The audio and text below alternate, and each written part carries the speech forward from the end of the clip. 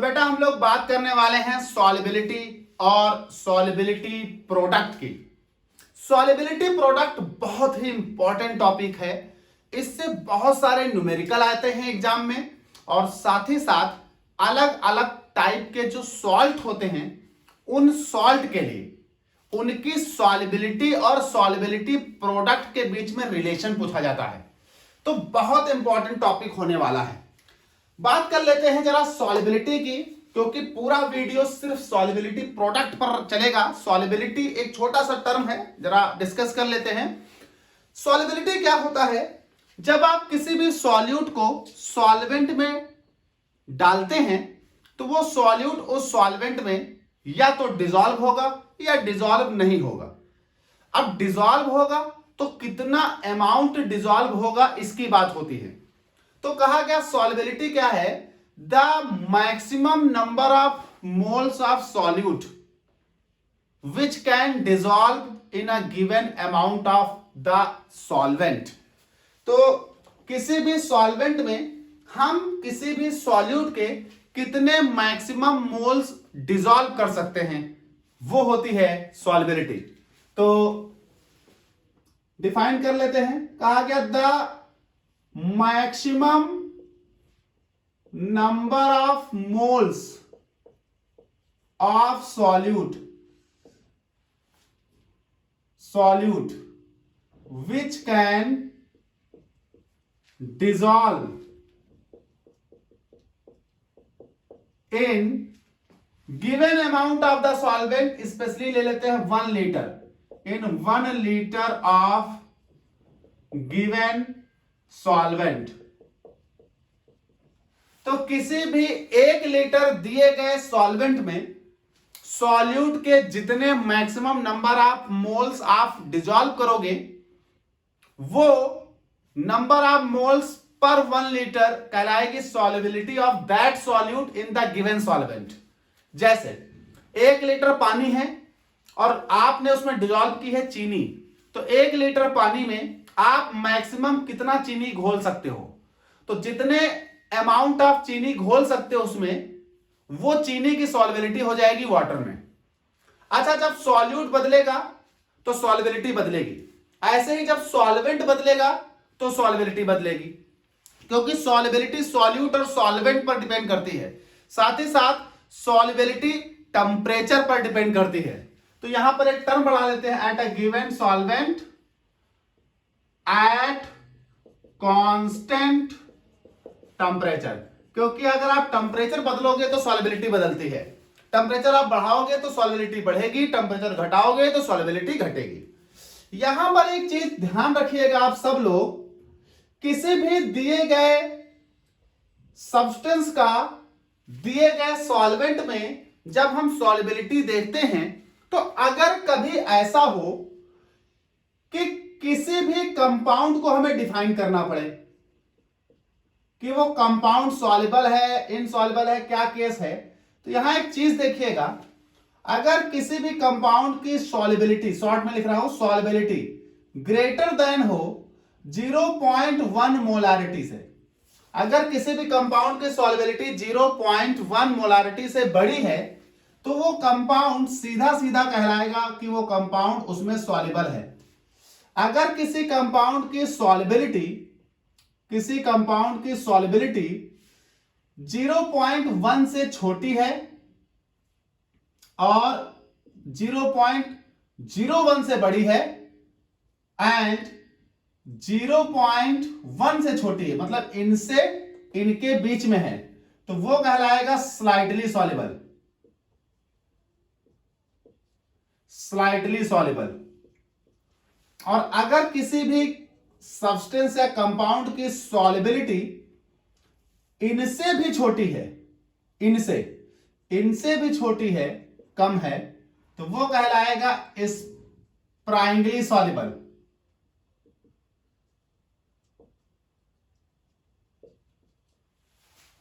Sprüngli soluble. अब ये वाला केस जरा देखिए, स्पेशली 0.01 m से कम अगर सॉल्युबिलिटी है तो स्प्रिंगली सॉल्युबल, 0.1 m से ज्यादा है तो सॉल्युबल, और 0.01 से 0.1 के बीच है तो वो स्लाइटली सॉल्युबल। तो एक केस आप ये याद रखिएगा कि कब आप उसे सॉल्युबल कह सकते हो, कब स्लाइटली सॉल्युबल कह सकते हो, कब आप स्प्रांगली सॉल्युबल कह सकते हो। जो टर्म आता है सॉल्युबिलिटी प्रोडक्ट, वो कभी भी सॉल्युबल सॉल्ट के लिए इस्तेमाल नहीं किया जाता, वो स्प्रांगली सॉल्युबल सॉल्ट के लिए इस्तेमाल किया जाता है। तो हम यहां पर बात करते हैं सॉल्युबिलिटी प्रोडक्ट की।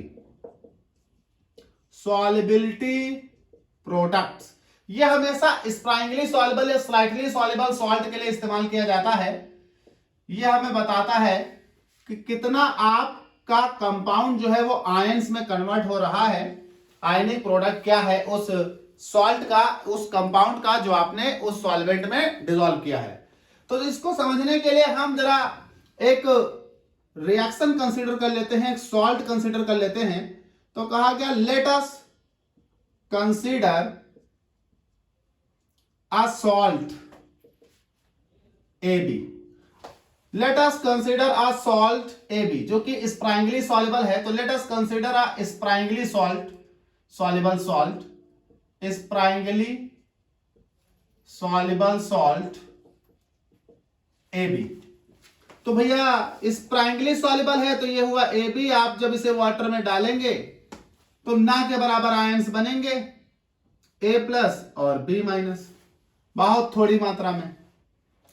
अब थोड़े से आयन टूट गए, ये बन गए, they combine to form AB and there is an equilibrium setup हो जाएगा। जब हमारे पास कोई वीक इलेक्ट्रोलाइट हो तो जितने भी स्प्रांगली सॉल्युबल या स्लाइटली सॉल्युबल सॉल्ट होते हैं वो वीक इलेक्ट्रोलाइट की तरह बिहेव करते हैं, तो वहां एक इक्विलिब्रियम एग्जिस्ट कर जाता है। और जब इक्विलिब्रियम एग्जिस्ट कर जाता है तो वहां पर एक इक्विलिब्रियम कांस्टेंट निकलता है।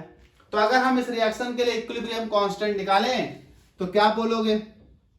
According to law of chemical equilibrium,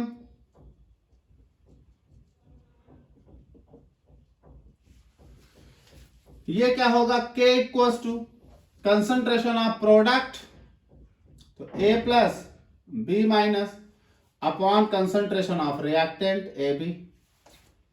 आपको हमेशा मालूम होता है कि जो स्प्रांगली सॉल्युबल सॉल्ट हैं वो इनसॉल्युबल सॉल्ट की कैटेगरी में आते हैं, लगभग ना के बराबर डिसॉल्व। जब ना के बराबर डिसॉल्व तो उनके कंसंट्रेशन में चेंज निग्लेजिबल होगा। कितना चेंज होगा बेटा? 0.01 मोलारिटी से भी कम, तो लगभग कंसंट्रेशन में चेंज निग्लेजिबल। तो ये ऑलमोस्ट कांस्टेंट रहेगा। तो कांस्टेंट है तो कांस्टेंट के साथ कर दो, ये दो कांस्टेंट एक साथ लिख लिए मैंने। तो ये दो कांस्टेंट मिलकर बनाते हैं एक नया कांस्टेंट, इसे हम बोलते हैं KSP। दिस इज कॉल्ड क्या? Solubility product. तो ये बनता है KSP equals to concentration of A+ B-। This is called solubility product.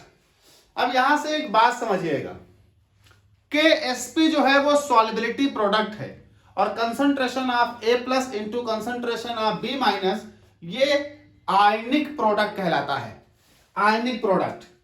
तो हमारे पास यहां पर आपको दिखाई पड़ रहा है कि KSP equals to concentration of ionic product है। अब इस केस में हम जरा इनको डिफाइन कर देते हैं। तो कहा गया where KSP equals to solubility product and A+ B- equals to ionic product। यहां से कुछ बातें ध्यान दीजिएगा, फिर अलग अलग सॉल्ट के लिए हम डिराइव करते हैं। यहां से कुछ बातें ध्यान दीजिएगा। It is important to note that,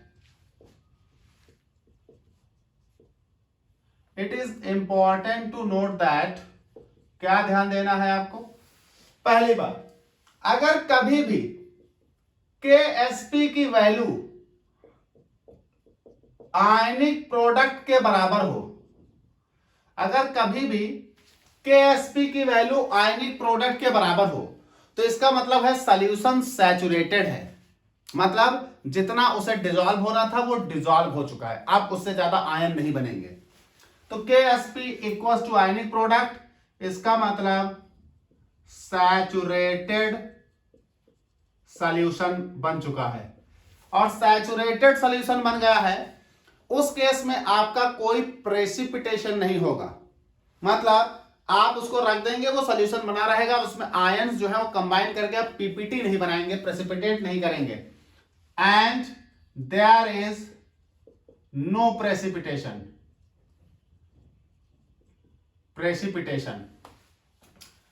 दूसरा पॉइंट, अगर कभी भी ऐसा हो कि KSP is greater than ionic product हो, मतलब KSP बड़ा है आयनिक प्रोडक्ट कम है, KSP बड़ा है आयनिक प्रोडक्ट कम है, इसका मतलब होगा कि वो अनसैचुरेटेड सॉल्यूशन है। अनसैचुरेटेड सॉल्यूशन, और अनसैचुरेटेड सॉल्यूशन वो होते हैं जिसमें अभी और ज्यादा सॉल्यूट डिसॉल्व किया जा सकता है, तो इसका मतलब होगा and there is more solute can dissolve, अभी और ज्यादा सॉल्यूट आप डिसॉल्व कर सकते हैं। तीसरी बात एक और याद रखिएगा कि अगर KSP छोटा हो आयनिक प्रोडक्ट से, किसी भी सॉल्यूशन में आयनिक प्रोडक्ट बड़ा आ रहा है और उसका KSP छोटा है, इसका मतलब वो सुपर सैचुरेटेड सॉल्यूशन है, सुपर सैचुरेटेड सॉल्यूशन है, आपने सॉल्युबिलिटी से ज्यादा सॉल्यूट डिसॉल्व कर रखा है, ऐसे केस में प्रेसिपिटेशन होगा। आप जैसे उसे स्टैंड बाय छोड़ोगे सॉल्यूट सेटल डाउन करेगा एंड प्रेसिपिटेशन पीपीटी अकर्स। यहां पीपीटी प्रेसिपिटेशन के लिए इस्तेमाल किया है, प्रेसिपिटेशन अकर्स, तो इस बात का आप ध्यान रखिएगा। तो ये आपके पास होता है सॉल्युबिलिटी प्रोडक्ट्स, एक जनरल रिएक्शन के लिए लिखी है। अब अगर अलग अलग टाइप के सॉल्ट हो तो उनका सॉल्युबिलिटी प्रोडक्ट क्या होगा, और उसके सॉल्युबिलिटी प्रोडक्ट और सॉल्युबिलिटी के बीच में रिलेशन क्या होगा, तो अब हम फाइंड आउट करते हैं relationship between solubility product and solubility of different types of salt. तो रफ करते हैं, बात करते हैं relationship between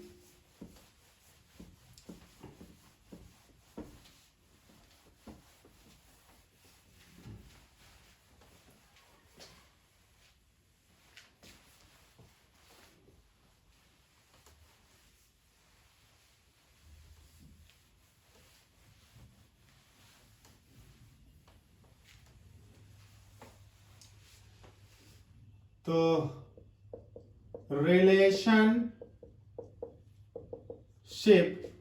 between KSP and solubility को S रिप्रेजेंट करते हैं एंड S। देखिए कई तरह के सॉल्ट हो सकते हैं, मान लीजिए आपके पास सॉल्ट है, सॉल्ट ऑफ AB टाइप, तो अगर AB टाइप सॉल्ट है तो इसके लिए रिलेशनशिप बिटवीन KSP और S कैसे फाइंड आउट होगा। तो AB टाइप का कोई सॉल्ट है तो ये हो गया A, ये हो गया B, gives to A plus B minus. मान लीजिए इसकी सॉल्युबिलिटी क्या है, तो इसकी सॉल्युबिलिटी है S मोल पर लीटर, इसका मतलब S mole of solute dissolve in 1 litre. तो S मोल ऑफ सॉल्यूट जब डिसॉल्व हुआ होगा तो इसका मतलब S mole of solute dissociate हुआ होगा A प्लस और B माइनस में। तो A प्लस की कंसंट्रेशन क्या होगी, S मोल, तो ये हो जाएगा S मोल, ये भी हो जाएगा S मोल। तो according to law of chemical equilibrium क्या लिखा जाना चाहिए, ये आपको मालूम है कि हम यहां पर क्या लेते हैं, कांस्टेंट। तो बेटा KSP के लिए क्या बनेगा, K S P equal to इनकी कंसंट्रेशन बनेगी, मतलब ये बनेगा ए प्लस बी माइनस, या आप इसे क्या लिखोगे, और K S P equal to A plus की वैल्यू एस, बी माइनस की कंसंट्रेशन एस, ये कंसंट्रेशन है, ये कंसंट्रेशन है एस। तो बेटा ये क्या बनेगा, ये बनेगा K S P equal to S square. तो ए बी टाइप सॉल्ट के लिए आपकी के एस पी और एस के बीच, सॉल्युबिलिटी के बीच रिलेशन क्या है, this. Now we can write this S equal to root K S P, याद रखिएगा इस बात को। दूसरा ले लेते हैं, मान लीजिए हमारे पास दूसरे टाइप का कोई सॉल्ट है, तो मान लीजिए हमारे पास AB2, या आप इसको ऐसे लिख दीजिए A2B टाइप, इस टाइप का कोई सॉल्ट है। तो जब हमारा सॉल्ट टूटे तो एक निकले एक और दूसरा निकले दो, तो ये हमारे पास, मान लो इसको तोड़ लेते हैं, तो AB2 टाइप सॉल्ट जब टूटेगा तो मान लीजिए बना A डबल प्लस और 2B माइनस, चार्ज के साथ बैलेंस करने के लिए ये B माइनस दो थे तो इसे 2 प्लस लिखा है। मान लीजिए इसकी भी सॉल्युबिलिटी S है, तो जब ये टूटेगा तो ये बनेगा S, लेकिन इसके टूटने से ये 2 बन रहा है तो ये 2 टाइम्स ऑफ S बनेगा, तो कंसंट्रेशन यहां 2 टाइम्स होगी B की। नाउ इसका KSP कैसे लिखोगे, KSP इक्वल टू होता है कंसंट्रेशन ऑफ दीज आयंस, तो ये हो जाएगा कंसंट्रेशन ऑफ A प्लस और कंसंट्रेशन ऑफ B माइनस। अब B माइनस 2 बने हैं, हमेशा आप जानते हो लॉ ऑफ केमिकल इक्विलिब्रियम के अनुसार जो आगे 2 वैल्यू लिखी होती है वो पावर में जाती है, तो ये हो जाएगा 2। तो ये हमारे पास KSP क्या होगा, KSP इसकी कंसंट्रेशन S इनटू इसकी कंसंट्रेशन 2S द पावर 2, तो ये हमारे पास हो जाएगा KSP equals to S into 2 two जा 4 S स्क्वायर। तो बेटा ये मेरे पास हो जाएगा KSP equals to 4S cube, 4S cube. मान लीजिए हमारे पास किसी और टाइप का सॉल्ट है, सारा कॉन्सेप्ट पकड़ लिया आपने। अब आप कोई भी टाइप का सॉल्ट एग्जाम में मिले क्या फर्क पड़ता है, AB3 टाइप सॉल्ट है, तो जब AB3 टाइप तोड़ोगे तो ये हो जाएगा AB3, फॉर्मूला तुरंत वहां बन जाएगा, तो ये बनेगा A triple plus plus 3B minus. Now इसकी सॉल्युबिलिटी S, तो इसकी हो जाएगी S, इसकी हो जाएगी 3S, 3 गुना बन रहा है। तो KSP क्या हो जाएगा इसके लिए, KSP इक्वल टू हो जाएगा A triple plus and B minus का होल क्यूब, 3 बने हैं, तो KSP इक्वल टू हो जाएगा S इंटू 3S की पावर 3, तो KSP इक्वल टू हो जाएगा S इंटू 3 त्रिको 9 त्रिक 27, 27S क्यूब, तो ये हो जाएगा KSP equal to 27S the power 4। ठीक भाई, इसी तरह से किसी और टाइप का एक सॉल्ट और ले लेते हैं, आपको सिखाना है। तो मान लीजिए ऐसा होगी जिसमें दोनों जो बंदे हैं उनकी संख्याएं एक से ज्यादा है, मान लो A2B3 टाइप, तो सॉल्ट कोई भी हो सकता है। इस टाइप का अगर हो तो क्या करोगे, तो ये मेरे पास आ जाएगा A2B3 type, now 2A 3B।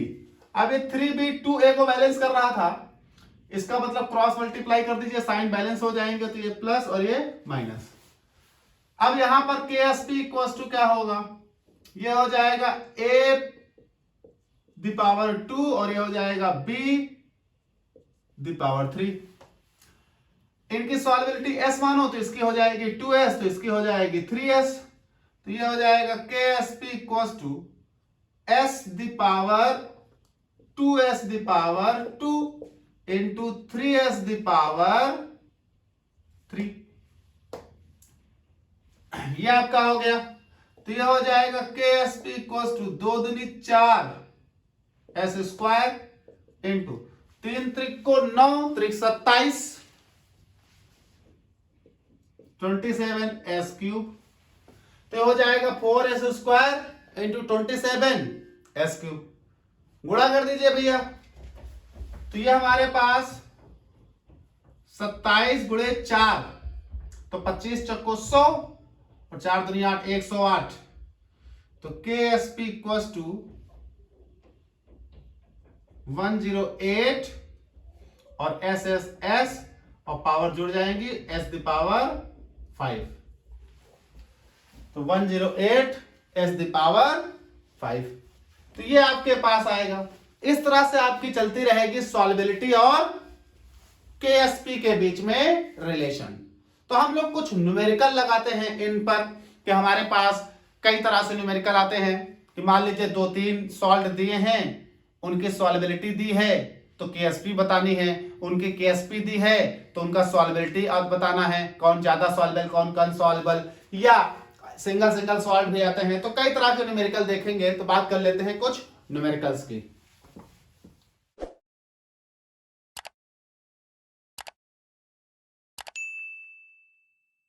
तो देखिए भाई, यहां पर हमारे पास कुछ न्यूमेरिकल लिखे हैं, इनको जरा हम लोग सॉल्व करते हैं। तो पहला क्वेश्चन क्या कह रहा है कि calculate the solubility of the following salt. आपके पास कुछ सॉल्ट लिखे हैं, उनका KSP दिया है और उनकी सॉल्युबिलिटी निकालना है। अच्छा, इसको क्वेश्चन को उल्टा भी कर सकता है कि वो सॉल्युबिलिटी दिया हो और KSP पूछ ले, या KSP दिया हो सॉल्युबिलिटी पूछ ले। तो बड़ा आसान है, जो भी सॉल्ट दिया होगा वो सॉल्ट किस टाइप का है उस आधार पर फॉर्मूला लगेगा। और अगर आपको ना याद रहे उस वक्त फॉर्मूला, तो आप सॉल्ट से ही फॉर्मूला बना लीजिएगा। जैसे हम पहला वाला लगाते हैं, तो पहला तुम्हारा AgCl है, तो जरा AgCl को तोड़िए तो निकलेगा 1 Ag प्लस और 1 Cl माइनस। मान लीजिए इनकी सॉल्युबिलिटी है S, तो इनकी भी S होनी है, इनकी भी S होनी। बना लो फॉर्मूला, तो KSP इक्वल टू होता है कंसंट्रेशन ऑफ आयंस, तो ये हो जाएगा Ag प्लस और Cl माइनस। इनकी कंसंट्रेशन क्या है, S मोल पर लीटर, S मोल पर लीटर, तो ये हो जाएगी KSP equal to S into S। तो नाउ KSP इक्वल टू हो जाएगी S स्क्वायर, तो बेटा S इक्वल टू हो जाएगी रूट KSP। जरा वैल्यू रख दो, S equal to 1.0 into 10 the power -10 का रूट, तो ये मेरे पास आ जाएगा S equal to 1.0 into 10 the power -5 mole पर लीटर। ये आपका आंसर आ जाएगा। इसी तरह से आप किसी भी सॉल्ट का निकाल लो, मान लो जैसे इसका निकालना है, तो ये किस टाइप का है और वो किस आधार पर लगेगा। तो ये दूसरा वाला देखो जरा, तो ये आपका MgOH का होल ट्वाइस यानी AB2 टाइप का सॉल्ट है। तो इसके लिए फॉर्मूला देख लो पहले, सब पर एक ही फॉर्मूला मत ठोक देना, सॉल्ट जिस तरह का होगा उस तरह का फॉर्मूला लगेगा। तो Mg double plus 2 times of OH minus. तो ये हमारे पास जरा देख लीजिए KSP होता है आयनिक प्रोडक्ट, तो ये हमारे पास आयंस का प्रोडक्ट, तो ये हो जाएगा KSP equals to Mg double plus और ये हो जाएगा आयनिक प्रोडक्ट OH माइनस का स्क्वायर, क्योंकि 2 है। मान लो सॉल्युबिलिटी S है, तो S moles of solute dissolve हुआ, तो जब S mole of solute dissolve हुआ तो S mole of Mg double plus बनेगा और S मोल ऑफ OH, लेकिन ये 2 बन रहे हैं तो 2 टाइम्स ऑफ S के बनेगा। तो ये हमारे पास हो गया, वैल्यूज रख दीजिए, तो ये हो जाएगा KSP इक्वल्स टू Mg की कंसंट्रेशन S मोल, तो दिस OH की कंसंट्रेशन 2S मोल, तो दिस ऊपर स्क्वायर है, तो ये आपके पास हो जाएगा KSP equals to S into 4S square, तो ये हो जाएगा KSP equals to 4S cube. तो S क्यूब इक्वल्स टू हो जाएगा KSP बाई 4, तो बेटा S इक्वल्स टू क्या हो जाएगा KSP by 4 the cube root या 1/3। चलिए वैल्यू रख दीजिए, KSP 1.4 है इनका, तो ये हो जाएगा S equal to 1.4 into 10 the power -11 by 4 the power 1/3। Point को एक पीछे ले जाइए तो ये पावर -12 हो जाएगी, तो ये हो जाएगी S equal to 14 into 10 the power -12 by 4, ये हो जाएगा 1/3। आप इसको डिवाइड करिए तो 4 त्याई 12 बचेगा 2 3, तो ये हो जाएगा S equal to 3.5 into 10 the power -12 the 1/3। तो 1/3 का मतलब रूट क्यूब। अब जरा आप समझिएगा, 3.5 का रूट क्यूब निकालेंगे तो ये आएगा 3.5, ये आ जाएगा 1 इंटू 3 यानी लगभग आएगा 1.5 के समथिंग आएगा। एग्जैक्ट नहीं कर रहा हूं तो आप कैलकुलेट करेंगे तो 1.5 के समथिंग आएगा इनटू 10⁻12 गुणे 1/3। जब पावर के ऊपर पावर हो तो पावर गुणे में आ जाती है, तो 12 गुणे 1/3 तो 12 इंटू 1/3 तो यानी 12/3 मतलब 4×12 तो 10⁻⁻4 ये आ जाएगा मोल पर लीटर। आप इसको समझ लीजिए यहां एक बार फिर से। जैसे मान लीजिए लिखा हो x⁻2⁻3 तो ये लिखा जाएगा x⁻2 इंटू 3। तो जैसे ये लिखा था 10⁻12⁻1/3 तो लिखा जाएगा 10⁻12 इंटू 1/3 तो ये लिखा जाएगा 10⁻12/3 तो ये लिखा जाएगा 10⁻4। दैट इज वाई ओ -4 आ रहा है क्यूब रूट निकलकर। ये हो गया। इसका आप लगा लीजिएगा BSO4 AB टाइप है। आप इसको गलती मत करिएगा तोड़ने में, पता लगा आप B अलग तोड़ दो, S अलग तोड़ दो, O अलग तोड़ दो। BSO4 BA double plus SO4 double minus AB type है, ये फॉर्मूला आएगा। जरा इसे देखिए, ये कह रहे हैं that KSP of this and this are this and this which salt is more soluble. दो लोग दिए हैं, दो लोगों का KSP दिया है और कह रहे हैं दोनों में से मोर सॉल्युबल क्या है। तो दोनों का पहले आपको सॉल्युबिलिटी निकालना पड़ेगा। तो इस वाले को हम यहां कर लेते हैं, इसे आप करिएगा, इस वाले को हम कर लेते हैं। इसका आंसर यहां पर तो देखिए एक दिया है KSP इनके लिए, तो ये किस टाइप का सॉल्ट है पहले आप आइडेंटिफाई कर लीजिए। ये AB2 टाइप है और ये AB टाइप है। हालांकि दोनों फॉर्मूले मेरे पास दिए हैं। AB2 टाइप मतलब इस टाइप का, AB टाइप मतलब इस टाइप का। अभी तो दिया है, हम यहां से इस्तेमाल कर लेते हैं, लेकिन आपके केस में नहीं दिया होगा तो आप इन सॉल्ट से बना लीजिएगा, कोई दिक्कत नहीं होगी। तो इसके लिए पहले निकाल लो। तो NiOH के होल ट्वाइस के लिए फॉर्मूला कौन सा लगेगा, ये वाला लगेगा AB2 टाइप मतलब ये वाला। तो इसके लिए फॉर्मूला लगेगा S इक्वल टू, आप वहां बना लेंगे, तो ये लगेगा KSP/4 1/3। तो KSP/4 1/3 का फॉर्मूला लगेगा और KSP इसके लिए कितना है पहला वाला, तो ये हो जाएगा 2.0 इंटू 10⁻⁻15/4 द पावर 1/3। तो ये भैया 4 पंजे 20.5 तो 0.5 इंटू 10⁻⁻15 द पावर 1/3 ये आएगा। अच्छा 0.5 का रूट क्यूब आप निकालिएगा, तो 0.5 का रूट क्यूब पावर्स का अभी देख लेते हैं, शायद इसी से कंपेयर हो जाए एक बार, तो नहीं होगा तो फिर निकालते हैं। इनके लिए देखो AgCN ये AB टाइप है, ये फॉर्मूला लगेगा, तो ये हो जाएगा S equals to root KSP equals to, तो ये आ जाएगा √6 इंटू 10⁻⁻17। नाउ स्क्वायर रूट है तो 16 या 17 दोनों में से कोई एक करो इसको, तो इसे कर दीजिए 0.6 तो ये हो जाएगा 0.6। तो ये 0.6 कर दोगे तो ये हो जाएगा तुम्हारा इंटू 10⁻⁻18। देखिए मतलब ये हुआ कि 6 डिवाइड बाई 10, तो ये माइनस में पावर इधर एक बढ़ गई तो 0.6 18। तो इसका स्क्वायर रूट, अच्छा 18 का स्क्वायर रूट क्या आएगा 9 दूनी 18 और इसका क्या आएगा -5। अब ये वैल्यू कुछ भी आए, जरा गौर करिएगा, ये वैल्यू कुछ भी आए, ये आएगा समथिंग वैल्यू जो भी ये आएगी इनटू ये आएगा 10⁻⁻5 और ये वैल्यू कुछ भी आए, ये आएगा दिस वैल्यू, ये कुछ भी है, ये -18 का स्क्वायर रूट तो ये आएगा 10⁻�8।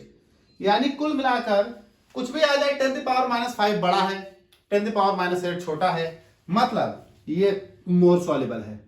NiOH का whole twice is more soluble than AgCN, क्योंकि इसके लिए सॉल्युबिलिटी बड़ी आ रही है। अब इसका स्क्वायर रूट निकालिएगा, आपकी एग्जैक्ट वैल्यू आ जाएगी। इसका क्यूब रूट निकालिएगा, इसका स्क्वायर रूट निकालिएगा, आपकी एग्जैक्ट वैल्यू आ जाएगी। पावर से मैंने कंपेयर कर लिया कि मोर सॉल्युबल है क्योंकि इसकी सॉल्युबिलिटी ज्यादा आ रही है। तो ये आपका हो गया। तो इस तरह से आपके केएसपी आएंगे, एस आएंगे, या कंपैरिजन के आएंगे, कौन मोर सॉल्युबल कौन लेस सॉल्युबल, आप कर लेंगे फॉर्मूले के अनुसार।